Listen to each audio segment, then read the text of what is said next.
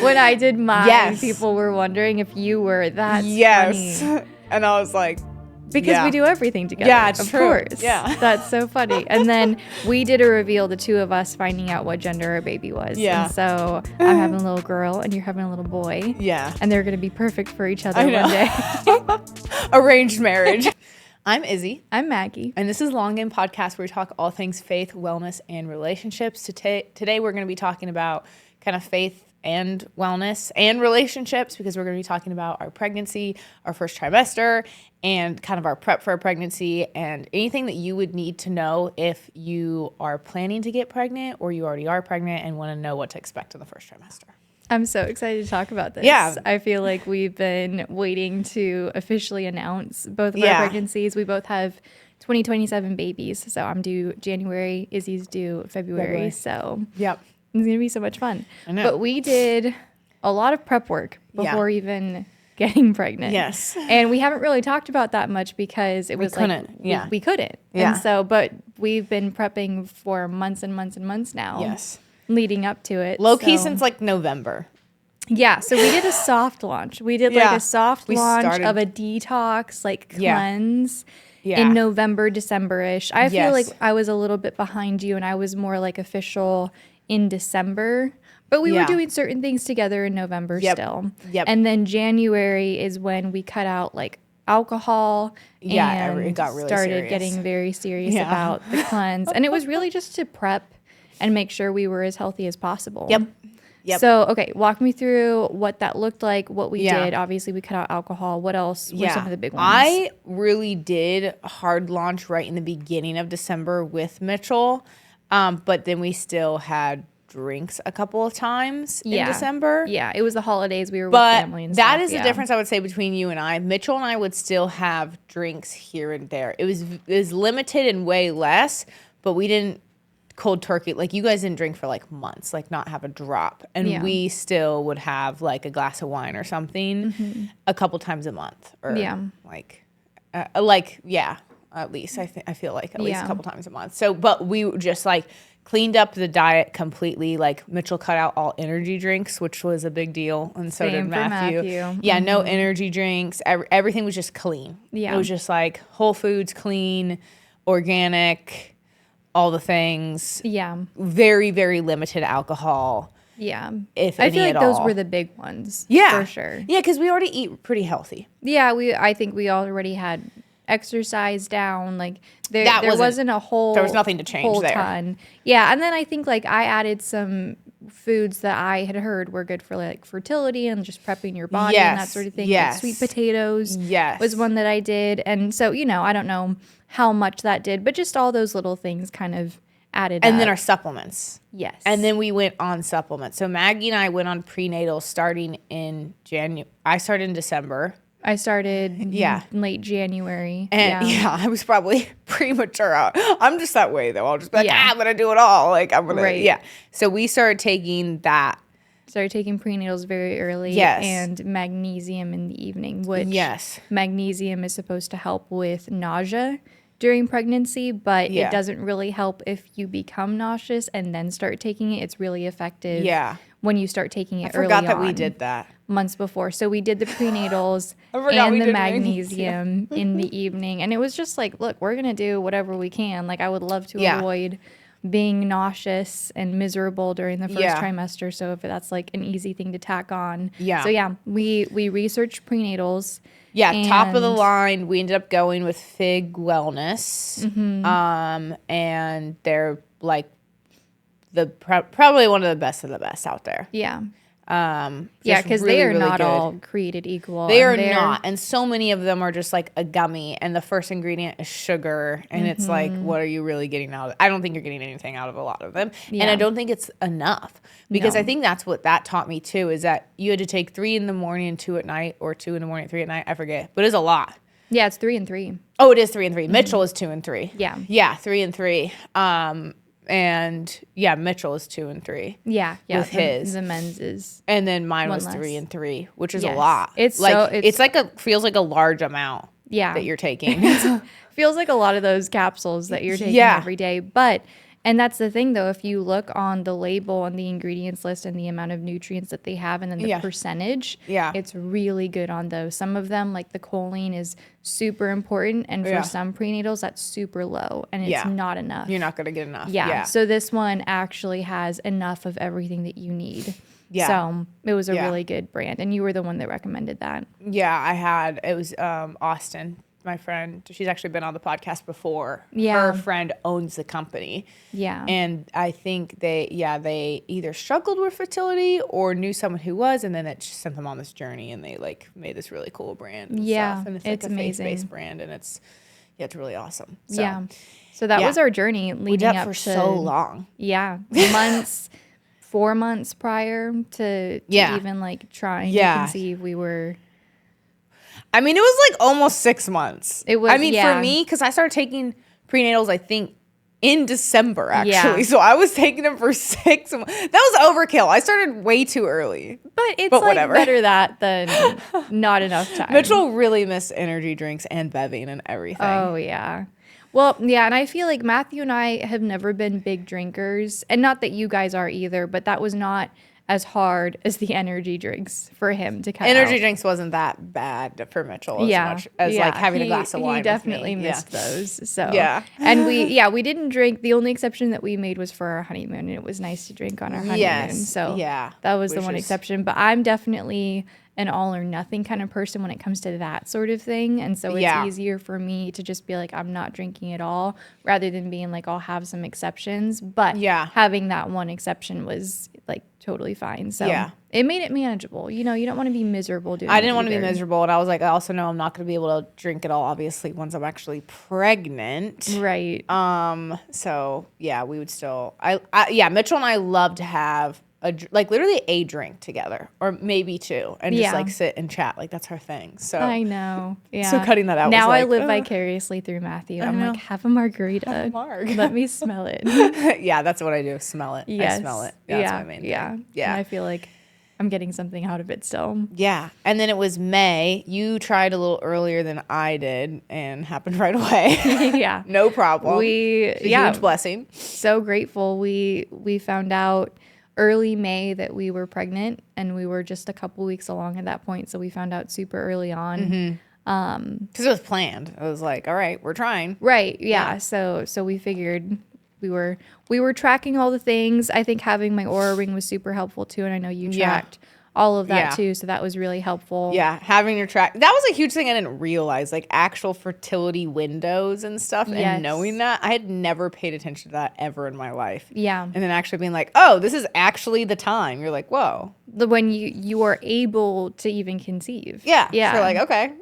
Yeah. Yeah. So that was really helpful. I used my Oura ring for that, and it like tracks your temperature, and then I think you were tracking it with some sort of app too. Yeah, I just have it on I just track it on my cycles thing on my Apple cycles or something. I don't know. Yeah. But no, it was super helpful. So that was all of our prep work just leading up to getting pregnant, and then we got pregnant very similar times, like just a couple weeks apart. Yeah, We're 3 weeks. We're 3 weeks apart right now. So it was perfect timing. Yeah. And everyone was like, did you plan that? And I was like, well, sort of. Yeah. But I feel like also our timelines just lined up to where we were both ready to have kids at this time. Yeah. And I didn't feel like, I had to wait for you, or you had to like wait for me. Oh, no. It was like we both. No, I feel like it was good though, because I feel like I knew it's always something I wanted to do, but I feel like I would have dragged my feet on it longer. I can see that. Yeah.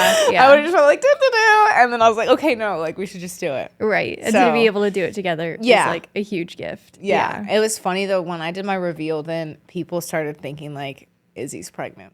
They started telling me that. When you did when you did your reveal. Sorry. Oh, when I did my reveal. You're like, yes, of course. After you did your reveal. When I did mine, people were wondering if you were. That's funny. And I was like, because we do everything together. Yeah, it's of true. Course. Yeah. That's so funny. And then we did a reveal, the two of us finding out what gender our baby was. Yeah. And so I'm having a little girl and you're having a little boy. Yeah. And they're going to be perfect for each other one day. Arranged marriage. It's going to be perfect before they're even born. Yeah. So that was our process. I do want to talk about the first trimester, because you were about to come out of the first trimester. You're 13 weeks. 13 weeks. And I just came out recently. I'm 16 weeks. And so first trimester, a lot of people say that's the hardest trimester. For sure. So far, it's been the hardest for me. You're like, I concur. How has it been for you? Long. Yeah. It was so funny because I was hanging out with the girls in my neighborhood the other day, and they're like, you're just getting it? They were like, I feel like that's been forever for you. They're like, do you feel that way? And I was like, yeah. And I asked Mitchell, I was like, do you feel that way? And he's like, yeah.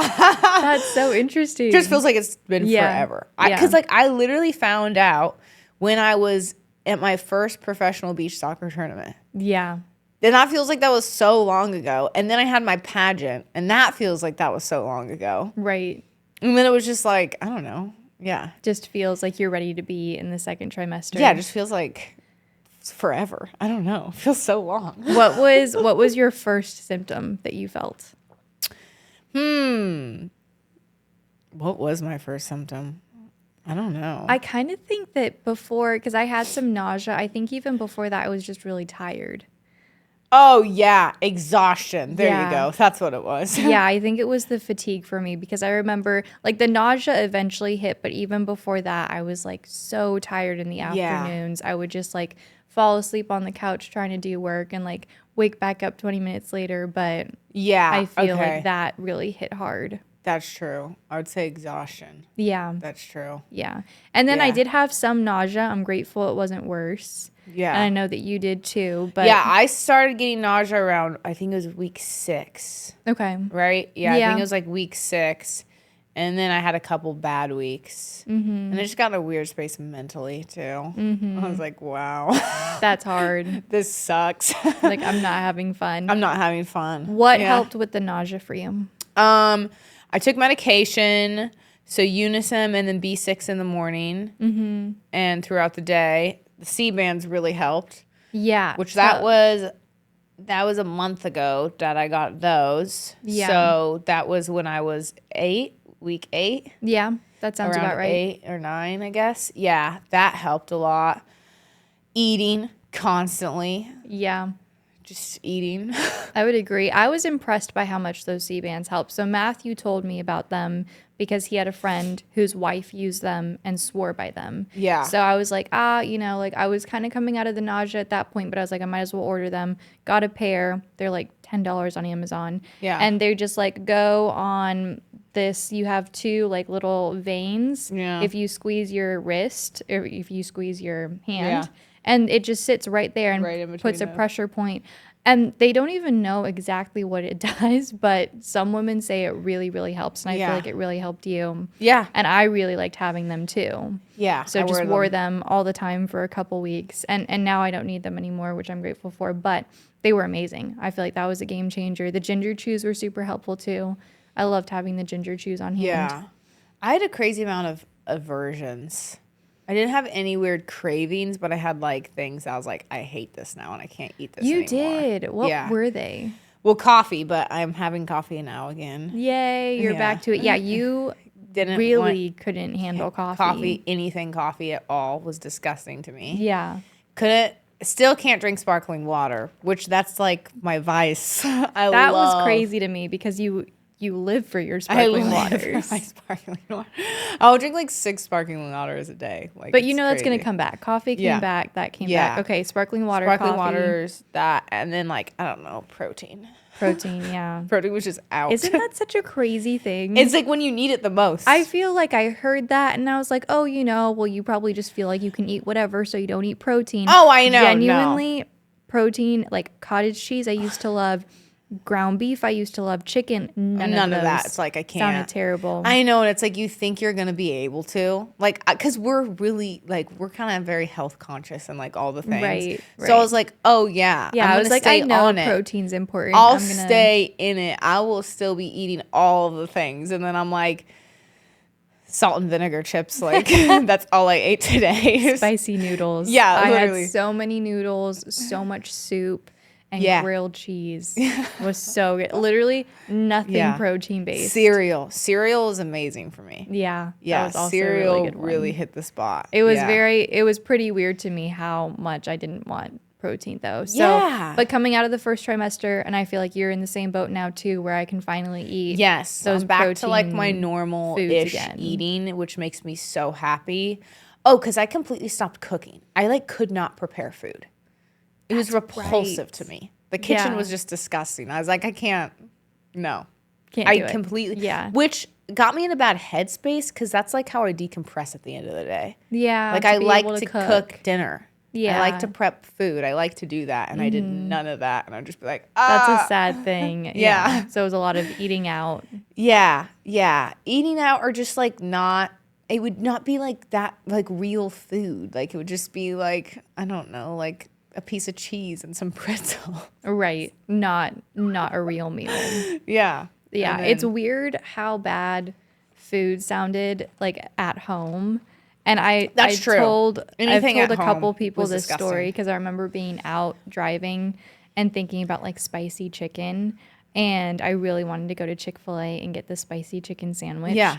And it's so funny because I also thought about like at home, I have just normal spicy chicken strips that I used to love. No. That sounded awful. Disgusting. But the spicy chicken sandwich from Chick-fil-A sounded perfect. Yeah. Nothing at home. That's true. Nothing at home sounded good. No. There was something about it. That's true. I ate out the most I've ever eaten out in my life, including Taco Bell. I had Taco Bell like 4 or 5 times, which for me is crazy. Yeah. Yeah. And I had beefy 5-layer and it was so good. I know. You got your Taco Bell fix. Yeah. Epic. Yes. Yeah. That's true. Eating anything at home was just not right. Yeah. But what's nice now is to feel like, okay, I'm kind of on the other end of at least the first trimester for now. I do and to feel like, okay, like that wasn't too bad. I feel like, I was telling Matthew, I feel like there were some times during the first trimester when I was nauseous on the couch thinking like, can I do this again? Like with a toddler? And I thought that Mitchell and I were going to bed and we were thinking, we asked Google, we're like, who are successful only children? And we're going to bed and it's like naming all these like famous people who are only children because Mitchell was like, seriously, like, I don't know if you can do this again. I was like, I don't know if I can do this again. Literally. Yeah. We were seriously considering like an only child. And I feel like when you're in it, yes. And I remember that thought crossing my head of just like, can I do this again? Yes. Now, like already, and it hasn't even been that long since I was in that, I'm like, okay, that doesn't last forever. Yeah. I feel like I had 3, sorry, I'm cutting you off. Go ahead, I'm getting chatty. I feel like I had 3 really bad weeks. And in those 3 really bad weeks, like, because then I got out of it and I literally told Mitchell, I was like, I have my will to live back. That's literally what I told him. I literally felt like I lost my will to live. It was so hard. I get very depressed if I don't feel good though. Like, I'm like a man, you know, when guys get sick and they're just like, it's like that. But so not only are you dealing with all the physical stuff, but now mentally too, you're not in a good place. That's really, really hard. I mentally tanked for a couple of weeks. Yeah. Which can happen. You can just feel kind of depressed. And I just felt depressed for a while. And I was like, wow. And what it was is that like doing anything sounded miserable. I didn't want to do anything. Yeah. Ever. And then as I got out of that, I was like, oh, I don't hate doing things. You're like, I was like, whoa. But I'm serious. Like anything sounded just terrible. Doing anything was just like terrible. And of course that's going to be a go on a terrible walk, place terrible. Eat food, terrible. Like literally. That's hard. I'm so glad you're out of that. Yeah, me too. I had a couple weeks. And I think it's nice to just know that doesn't last forever. So if you're in it, like you will get through that. Yeah. And I've been depressed before and got out of it. So I was like, I'll be fine. But I do think that I was prepared for how bad the first trimester could be because I'd heard the stories. And I do think that's a pretty universal experience of like, the first trimester will be hard. Look, if it hasn't been for you, that's great. Like, don't, fantastic. Oh, yeah. I have a friend, 0 symptoms at all until her 3rd trimester. And I was like, so insane. Bro. But what I have appreciated, I've heard like great things about the 2nd trimester. You get your energy back. Yeah. And then recently, I hadn't heard this as much, but my coworker was like, yeah, I loved the 3rd trimester. I had so much energy. She was like, as I got to like the very end, you know, she's like, I was pretty tired, ready to pop the baby out, whatever. But she was like, I still had great energy. Yeah. And I love hearing that because I'm like, okay, that's what I need to hold on to. Yeah. That's what I need to focus on. Like, that's who I want to be. But we were talking about that too, just like the influences that you have in your space when it comes to pregnancy, what people are talking to you about. Anything negative. Yeah. Yeah, 100%. Anything, anyone. I actually, so in my despair, in my 3 weeks of despair, I literally told Mitchell, I was like, I don't want to hear about anything pregnancy. I don't want to talk. I was like, I'm going to clear out my algorithm so it doesn't look like I'm pregnant at all. Yeah. I'm going to get rid of everything. I want nothing. Because also you start I remember you doing that, yeah. all this information and all this pressure that nothing you're doing is enough. It's not good enough. It's all these things. You're not like, and I'm like in a person who's already like, I want to do everything right and perfect. And I'm like, you know what? I need to just get rid of everything. It's too much pressure. I don't care. I can't deal with the pressure. Whatever. I'm just going to do whatever I can do to survive. Yeah. That's it. Yeah. That was literally like That's my smart. thought. And I'm still running my business the whole Right. time. So every day I'm also still running my business. And which also was a really good thing though, because it also just teaches me and reminds me like, no matter how bad I feel, I can still get the job done. Yeah. And the business did not suffer. And Yeah. we did not have any lulls or anything. No consequences. And I'm to still how you taking were feeling. all the sales. There are days where I'm like crying before the call starts. And I'm like, well, hey guys. How's it going? I'm not even joking. Yeah. And then I just go and I crush it. And then That's it's like, awesome. okay, now I'm going to go die on the couch till the next call. Like Right. literally, and just get through it. So there's a part of that I enjoy. I think you should take pride in that. Yeah, too. because that's a huge accomplishment to be able to push through no matter how you're Yeah, feeling. and still getting my steps in while Yeah. doing all that. Like I would just force myself to still walk, and I was really So I fell off like a couple of weeks ago because I actually got like sick and everything. I was on a sinus infection. And I got like it was like had like a cold and all the things. Mm-hmm. But I was still like really making sure to walk and like still doing all the things like while running and feeling bad. So it was kind of like, I still got it done. Yeah. Yeah. Yeah. I think you should be proud of that. That's major. And walking was huge too during pregnancy. Yes. But yeah, back to just the influences. I do think that's a great idea, especially with social media. I think you can see so much. And like you're saying, like there's 5 different things that 1,000 different people are doing. And they're all saying like, these are the top 5 things that you should be doing. Yeah. It can be very, very overwhelming to feel like I have to plan all of this. I have to do all these stretches. And so it does take a lot of prudence, I think, to figure out who am I going to listen to? Yeah. What's important to me? And then what do I just need to cut out and not listen to? Yeah. Because my whole feed is pregnancy stuff right now. And if I spent hours scrolling on that, I would get very overwhelmed very quickly. Yeah, I think I was just like, well, kind of back to the like 90s babies and stuff. Like those moms were just like doing whatever they were going to do. And like they didn't care. And like, you know what I mean? Like they were eating lunch meat and like right. all the things. And like, it was fine, Like they didn't have all these of like all this other tiny little things that you have to do and it has to be perfect and all. And I was like, you know what? As long as I'm being as healthy as possible and keeping myself in the best mental state possible, which was really bad for a while, I was like, that's all I'm going to focus on. Yeah. That's a win. That's a huge win. Yeah. So yeah, I agree. But I think, the positive people that we've surrounded ourselves with has made a huge difference too, just feeling that support. Yeah. And I think that any negativity you felt, you've been very quick to cut it out and been like, no, I don't want to hear that. Yeah. And because that really shapes how you're viewing your pregnancy and how you're viewing your birth. Yeah. And there have been a couple out of pocket things that have been said to me. They're like, I do not accept that. I do not that's not going to be for me. Yeah, literally. Yeah, because it's all like, there's so much fear in it and people will try and get you to fear. And there's so much stuff that's like, oh, be fearful about this, be fearful about that, be fearful about a miscarriage, like there's all this stuff. And it's like, that's not going to get me anything ever. Yeah. And I'm going to just reject all that. I'm not going to sit in this in fear. And I do feel bad for the people who do. I just don't think they have like the mental skills to get out of that loop of staying in the fear and anxiety. And I know people who are that way and I feel really bad for them, but I still have to separate myself from them because I'm like, you're bringing all this fear and anxiety. Of course that runs in the back of my mind, of course, but I do not linger on it at all. Yeah. I reject it, I move on. I reject it, I move on, because I'm not going to dwell on it. And while I can feel bad for someone stuck in there, I still have to have the boundary and protect my own pregnancy. Right. Like, sorry, I can't be around you because, like, I'm not going to do that. I'm not going to put myself through that. Yeah. Sitting in the fear of all this stuff, you know? Yeah.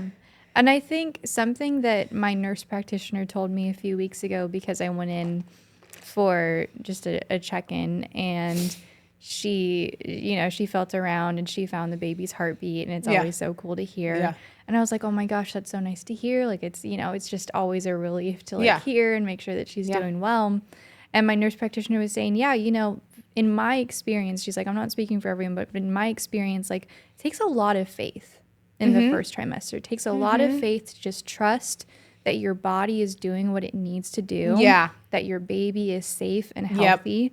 But you have to have that faith, because otherwise, like you're saying, you get all of this doubt and all of these fears and all of these what ifs, because I can't see anything. I can't feel anything yet. It takes a lot of faith. 100%. But I feel like that was a huge game changer, just to like fully trust.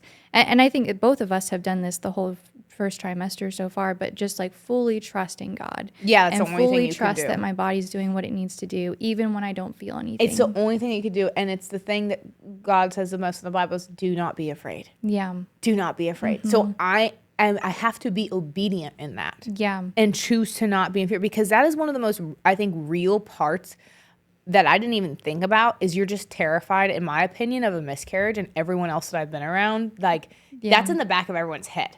Yeah. Like, I feel like that's something that's like always like a whatever, like I don't even want to say it, but it's like, okay, that's the reality, but still I need to be obedient and not be afraid. Yeah. I'm going to trust God, and I'm not going to be afraid. Right. And I think there's a piece of it, you have to face it head on, be like, I just rebuke that, whatever. Yes. I'm not going to bring that in. I don't care. I'm going to block that. I am not, I'm not going to sit in fear and let this thing own me. And I think that's been probably one of the biggest wins, I feel like, in the first trimester is like, I feel like God has been teaching me that lesson. It is not your job to be afraid. You do not be afraid. You do not worry. You just trust me. That's it.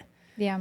Because what's it going to get me anyways? It's going to put me in a bad mental space anyways. And it's definitely not good for my baby if I'm afraid of that. If I'm just, but I feel like that's almost like this elephant in the room that's like not talked about, but it is talked about in the sense like, oh, what a relief. Oh, you get to hear that. Oh, thank goodness. And it's like, because like you don't realize how scary that is until you're there. Right. And you don't want to say it out loud. And you don't want to say it. Yeah. You don't want to say it. But also to me, I'm like, also there's a little bit of power in being like, yeah, I know, but I'm going to trust God. Right. And I think the mental fortitude and the faith piece is huge in the first trimester. Like, beyond the physical and all of that, like the mental fortitude game can make or break especially your first trimester. And every time I've had those thoughts or those fears come in, I just talk to my baby and I'm like, you're doing so well. You're so safe. And I'll pray and I'll be like, thank you so much for keeping her safe. Thank you for helping her grow healthy, and immediately like dispel that fear and dispel that doubt. Yeah, especially now, I think with everything that there is on social media and people post about that and all of that, like I've made sure to have none of that in my algorithm at all costs, because man, it's so hard. It's so easy to get in the freaking loop of that fear now. And it's like, it's so crippling to sit in fear. That's why we're told not to be afraid. Like that's one of the, right? Like you can't actually live if you're just constantly have the fear and the anxiety. And I think like people don't want to hear this, but like also the Bible says, take captive your thoughts. It's our responsibility. Yeah. When it's like, oh, my thoughts just run wild and I cannot, well, you can. You have a choice to take captive your thoughts. Right. And you have to choose to block things out. You have to choose, I am rebuking that. I am not thinking about that. I say that out loud sometimes. I'm like, I'm not thinking about that. Yeah. Like I literally am like, no. Literally. Yeah. I reject that. I will not dwell on that. I will not think about that. Mm-hmm. I think that's a lost skill. I think people don't understand that. And they're like, oh no, I have anxiety. I have this fear all the time. I'm like, you're responsible at the end of the day. Right. As harsh as that sounds, but like I know what it's like to also be in that space. Mm-hmm. I've been in very bad mental spaces. And even when I was so bad in the first time, I was still doing the things and taking captive my thoughts and doing everything in my power to stay positive and get the job done. You know? You and can't I dwell think on it. even when you're not feeling well physically, for me, it was so helpful to just be like, I'm grateful that I'm not feeling well because I'm grateful I'm growing a baby right now. I know. I had to do that a lot because I was like, okay, Izzy, are you really going to complain about this? Like, because I'd be like... And it's tough. It's easy to lose sight of. Because you feel terrible you sometimes. You don't feel well. Like, but I'm like, no, there are people who wish so badly they're in my shoes right now. Yeah. And so I'm like, okay. And I was like, and also I wanted this. Right. And I like, prayed for chose this. I prayed for this. And I'm like, I hate this so much. It's like, it's tough. Yeah. Yeah. The perspective shift is helpful. And sometimes you just do feel crappy and that just is what it is. But when I could, I would remind myself of like, I am grateful. Like, yes, this is so good. You know, yeah, that was even me when the I don't other day. feel well. Yeah. And sometimes I think you literally have to just think sometimes. And some people's pregnancies are like really, really bad too. In the first trimester, it's like, you really just need to think about surviving, in my opinion. I would just be like, let's just survive today. Yeah. It's so funny because I feel like I heard that and then being in it, it's like, oh, yeah, that's true. It's like you're literally so accurate. Yeah. Yeah, it's wild. It's wild. Yeah. I think I deal with like sometimes I get like frustrated if I'm not feeling well because I'm like, why? This is so unnecessary. Right. For me to be like I want to be at 100%. Yeah, I want to be feeling good. I want to, so. Yeah. That was a crazy tangent. I don't even know what your question was there. That was a good tangent. No, I mean, it really followed the question of just like negativity and positivity and during pregnancy and what's around you and also what you're letting into your own head and your own heart. So you have to be mentally tough. Become mentally tough. Yeah. Don't be a victim in it. Yeah. Like, because even when I was struggling, like, I'm not showing up to things like, oh, I feel terrible and I'm pregnant. Like, I didn't do that ever. Yeah. Not once. Even when I feel like bad. I'm like, I'm just not going to do that. Around Mitchell, I'm like, I'm dying. Like, but that's it, honestly. My goal was for people to not have any inkling I was pregnant. Yeah, I just don't. Until I announced it. Yeah, exactly. I was just like, I don't want to show up like I am. Exactly. Yeah, I didn't want to either. Yeah. I was just like going about business as usual. Okay, that's one thing. If I did not have the husband that I have. Yes.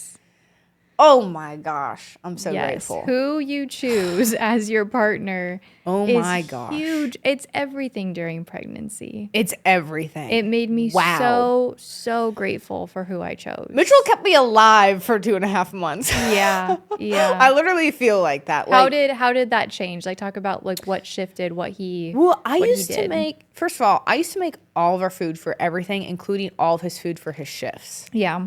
Because I love to do that. So I just cold turkeyed that. And there's like not even a discussion about it or whatever. And I don't know, there's something about like, it's not like he was any type of way about that for one. Mm-hmm. Like, he's just like, okay, like, what can I get you? And like, I don't know. And I thought that was cute too, that he's trying to figure out like what to make me to like eat, and stuff. Yeah. But I also stopped cleaning completely. Yeah. I actually stopped cleaning. There was 2 months I did not do the dishes at all. Yeah. Not one single dish. I'm not joking. No, I believe it. I was like, I can't do that. And he just took that over. And there was no conversation even. There was nothing. Mm-hmm. I didn't ask ever. He just did it all. He just cleaned. He just became a little maid.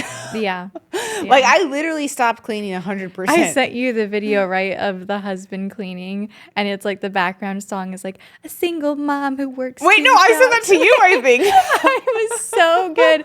I sent it to Matthew, and he was like, that's super accurate. Yeah, exactly. I'm a survivor. Yeah, literally. Yeah, that's what Mitchell turned into. Yeah, it was so good. Yeah, and then he would, I was able to eat oatmeal, so he made me oatmeal every morning. Yeah. And would just try and get me to eat things and be like, well, does this sound good? Does this sound good? I'm like, oh. Yeah, but that support from your spouse makes such a huge difference. Yeah. Like, I don't think I even fully understood that until I was in it. And then just being like, having someone there who like can support me emotionally and physically and take over the household chores. That's the biggest thing. And meet me where I'm at and just like allow me to feel how I feel. Oh my gosh, like that was everything. Yeah. I feel like taking over the chores was the biggest thing. Yeah. Like, the house didn't become more messy. Yeah. And I because stopped cleaning. I feel like that would have been a stressor. Oh my gosh. To feel like you're in a messy house now. You don't feel good. Yeah. You know? And so that's so nice that didn't change. Oh, I get so, oh my gosh. I get so stressed if it's a mess. Yeah. If there's any kind of mess, I'm like, I hate this so much. Like, oh my gosh, sometimes, like even yesterday, I was like, I need everything to be like perfect. I was like cleaning my house. I was like, I want it to be perfect. I was like telling Mitchell, I was like, you gotta go clean the garage. Like he's cleaning out the garage. I was like, I need it all. Like, yeah. I need to feel good. So I think, just having him take over cleaning. And I would say too, like maybe if you don't have a relationship where you don't know how that's gonna go, have a conversation about it and be like, because I feel like for girls, like the biggest thing for us is our space being clean. I feel like that's probably one of the biggest things that we stress about, and food, and it's absolutely game changing. Yeah, that's amazing. Yeah.